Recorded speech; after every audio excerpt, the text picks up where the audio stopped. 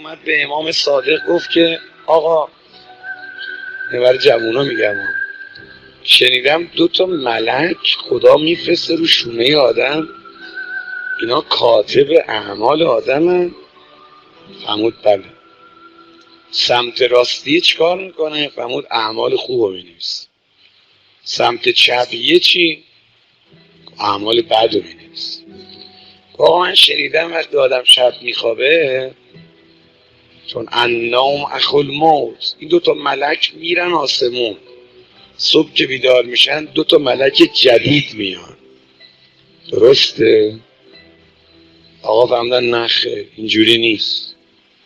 فقط ملک سمت راستت عوض میشه، ملک سمت چپت موقعی که به تکلیف میرسی میاد رو شونت میشینه تا دم مرده شورخونه، 50 سال بشه، 100 سال بشه، تا دم غسال خونه باد، او تکون نمیخوره. اما سمت راستیه هر رو عوض میشه. آقا چرا چپیه عوض نمیشه؟ فقط سمت راستیه ملک عوض میشه. آقا زد زیر گریه. فرمود از بس خدا مهربون. آقا من از ملک رو شونه دارم حرف میزنم، شما برای مهربونی خدا گریه میکنی. فرمود تو نمیدونی خدا چقدر بنده هاشو دوست داره. میخواد روز قیامت به تعداد روزهایی که از عمر تکلیفت گذشته از شاهد برای کارهای خوبت باشه، اما یه شاهد برای کارهای بدت باشه. هر سالی 365 ملک رو شونت میرند و میان.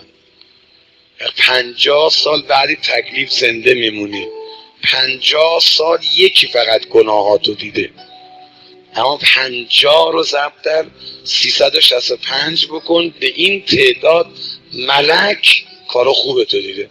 این ملک بده روز قیامت میگه خدای من دیدم این غیبت میکرد، تهمت میزد، دروغ میگفت، گناه میکرد. یه وقت 1000 تا ملک داد میزنن خدایا این صدقه میداد، این برای فاطمه گریه میکرد، ما دیدیم برای حسین سیاه پوشید، سینه زد، زنجیر زد. بعد خدا اونجا میگه من ارحم الراحمینم، من نمیام شهادت یه نفر رو بگیرم 1000 نفر رو رد کنم. خدا دنبال بهونه میگرده ما رو ببخش.